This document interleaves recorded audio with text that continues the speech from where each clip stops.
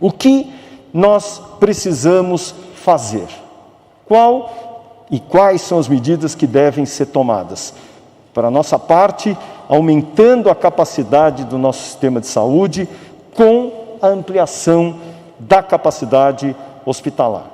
Nós precisamos e estamos aumentando os números de leitos de unidades de terapia intensiva, de enfermaria.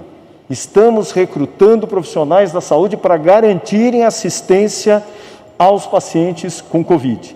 Mas é imperioso que se faça adoção de medidas emergenciais, para que, em conjunto com a colaboração da sociedade, com a colaboração dos empresários, entendam que todos estamos do mesmo lado e só assim conteremos esta realidade triste, dramática da nossa sociedade. Próximo, por favor.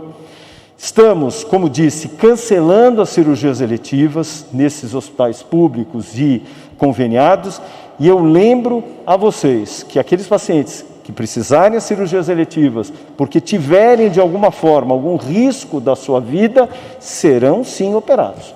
Mas, para aquele indivíduo que possa postergar um procedimento cirúrgico por mais 30, 40, 50 dias, a equipe médica assim avaliará. E, como disse, abertura de mais leitos. São mais de 750 leitos até o final do mês e ampliaremos ainda mais. No estado de São Paulo, na história da pandemia, ninguém ficou desassistido. E nós não queremos que isso venha acontecer no nosso estado. Muito obrigado, governador. Obrigado, doutor Jean Gorenstein. Vamos ainda nesse tema e concluindo com a Patrícia Ellen, secretária de Desenvolvimento Econômico, Ciência e Tecnologia. Patrícia. Muito obrigada, governador.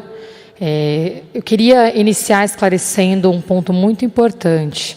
As medidas que estão sendo anunciadas hoje serão publicadas em decreto amanhã, no sábado, mas passarão a vigorar a partir de segunda-feira. Nós vimos que houve um grande mal-entendido aí nas últimas horas sobre quando as medidas vão ser aplicadas.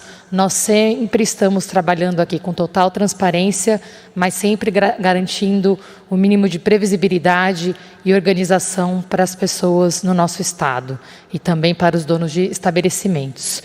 Eu queria lembrar também que essa é a terceira reclassificação que nós estamos fazendo em 14 dias. Isto está sendo feito de uma forma inédita, mas honrando o compromisso do governo de São Paulo, com transparência, com rigor na gestão, com a saúde e com as vidas das pessoas. É um momento difícil em todo o Brasil e no mundo, nós estamos acompanhando o que está acontecendo, mas como o secretário Jean já colocou aqui, é nosso papel e nossa responsabilidade garantir que, de um lado, o sistema de saúde de São Paulo continua atendendo a todos e a todas, e de outro, nós conseguimos controlar a pandemia para termos o funcionamento dos nossos estabelecimentos com segurança.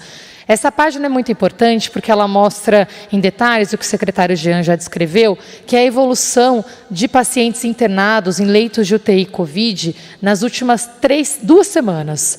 Nós vemos que houve um acréscimo de quase 1.000 pacientes em 2 semanas. Então, foi um movimento muito atípico, um crescimento, infelizmente, fruto exatamente do descumprimento das medidas restritivas. Nós já dissemos também que o descumprimento de poucos acaba impactando muitos, porque essas pessoas voltam para casa e contaminam seus familiares.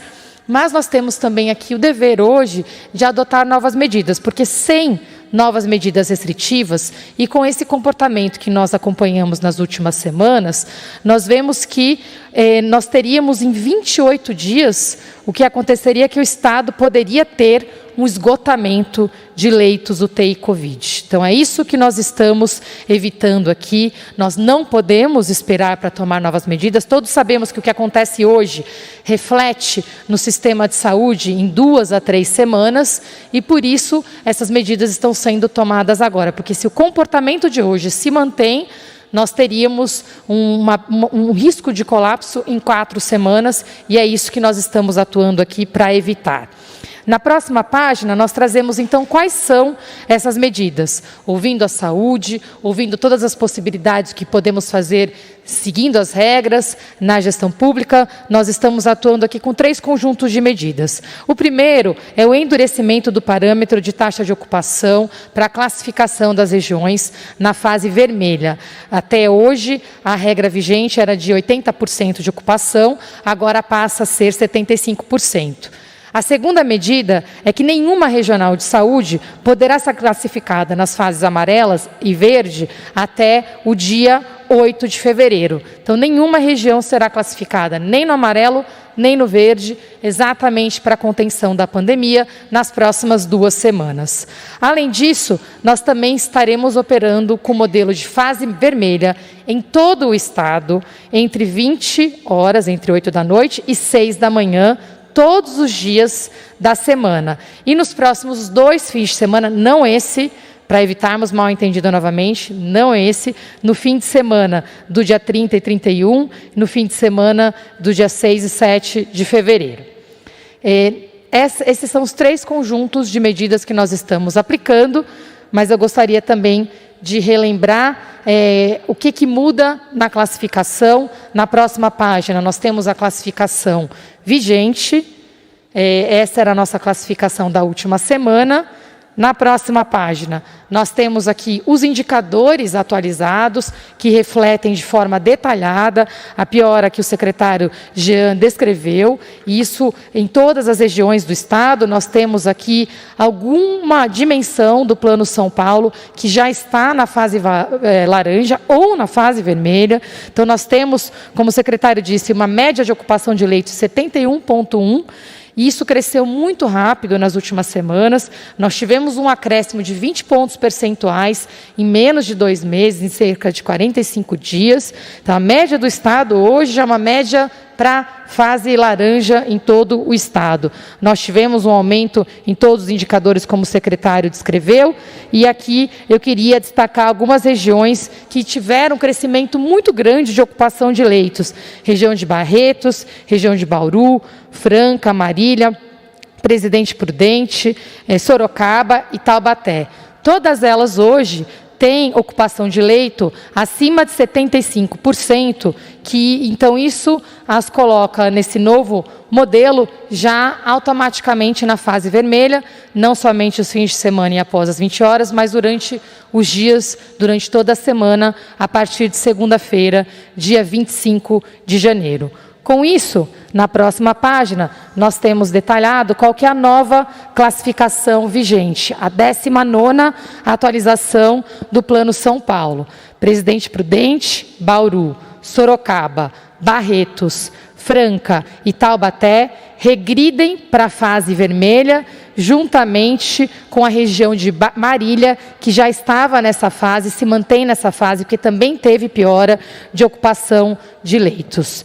Outras 5 regiões passam para a fase laranja: Araraquara, São João da Boa Vista, Campinas, a Grande São Paulo e a Baixada Santista. Com essa nova classificação, 78% da população passa para a fase laranja e 22% para a fase vermelha. É um momento difícil, novamente.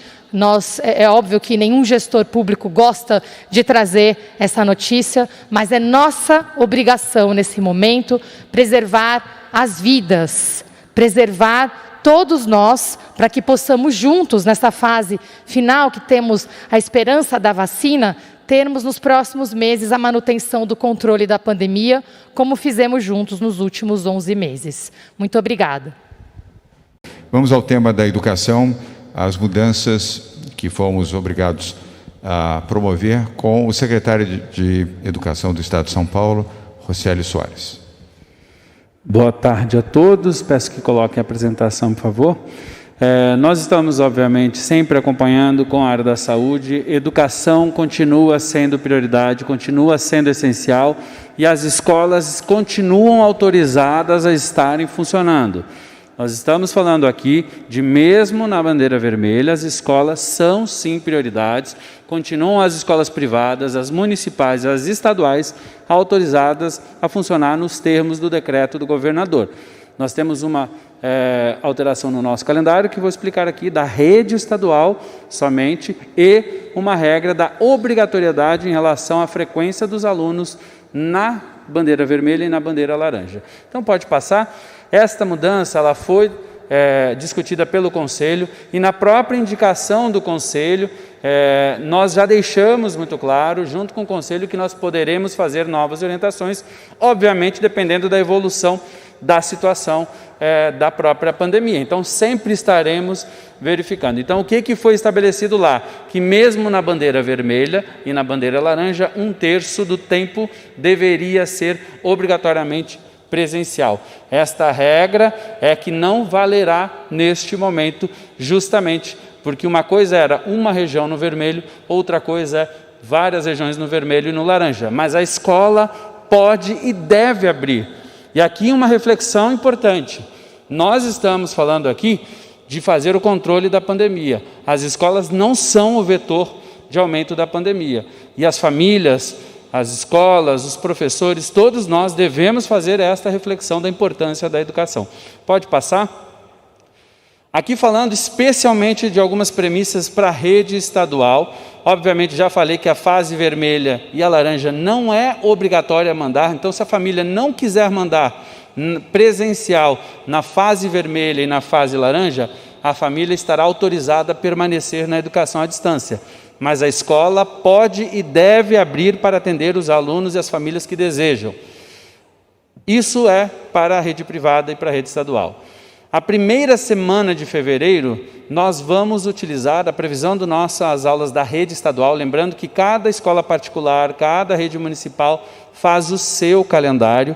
A rede estadual tinha o calendário previsto para o 1º de fevereiro, passará a utilizar a primeira semana para continuar a formação dos professores e dos nossos funcionários, colaboradores, e também para começar a receber as famílias. Nós vamos ter uma semana de mobilização com as famílias sobre a importância da volta, sobre o funcionamento dos nossos sistemas e o que será ofertado para cada uma das famílias, especialmente para aquelas famílias mais vulneráveis. Então, nós vamos reforçar a formação durante esta próxima semana de janeiro. Agora, nós já tínhamos a previsão, continuará tendo a formação, e mais a primeira semana de fevereiro. Então, as escolas já estarão abertas, as escolas estaduais já estarão abertas a partir do dia 1º de fevereiro, para receber os alunos que tenham dúvida, receber os alunos que não saibam como acessar o sistema, para a gente fazer as reuniões com as famílias, inclusive sempre que necessário, para dar todas as informações para o início do ano letivo. Pode passar,